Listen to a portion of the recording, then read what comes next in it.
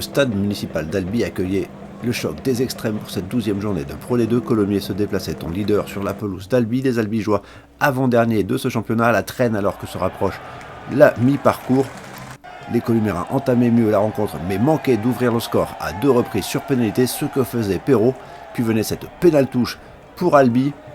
Le maul dévastateur du pack albigeois et César Damiani qui s'effondrait ballon en main sur la ligne d'en but. Un essai accordé par Monsieur Keir. Premier essai de la rencontre, 10-0 après transformation. Le pack Augaronnais réagissait sur mêlée fermée, dominateur dans cet exercice et permettait à Ramos de s'illustrer face au Perche. 10-3 à la 26e minute de jeu.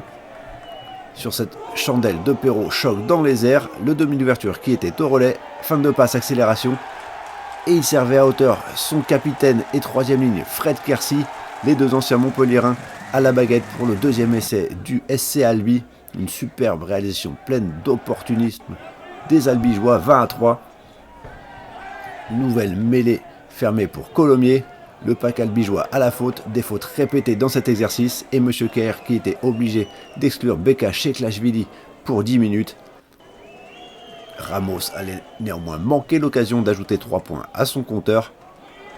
On en restait à 20-3 à la mi-temps. Quelques minutes plus tard, c'est Bisman qui prenait le relais de son demi d'ouverture. 23-3, Albi qui reprenait 20 points d'avance. Colomiers également sanctionné pour des fautes répétées au sol. C'est Jean Thomas qui était exclu pour 10 minutes. Dans le dernier quart d'heure, les Augaronnais allaient néanmoins réagir par l'intermédiaire de leurs avants.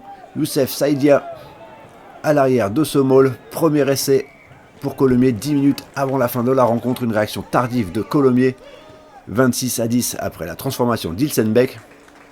C'est le pack albigeois qui cette fois réagissait en mêlée fermée. Avantage donné par M. Keir. On décidait de jouer. Nakiri servi à hauteur. Le centre qui perce. D'une passe en cloche qui sert Julien Blanc. Retour intérieur.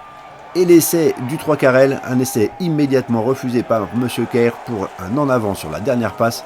Il revenait cependant à la pénalité et Perrault qui inscrivait les derniers points pour les siens, 29-10. Un dernier essai de Colomiers dans les dernières minutes, inscrit par Thomas Dubois, permettait à Ilsenbeck de porter le score à 29-17 sur la transformation, un score plus honorable pour le leader de cette Pro D2, l'ancien leader. Albi se donne une bouffée d'oxygène et peut lancer sa saison.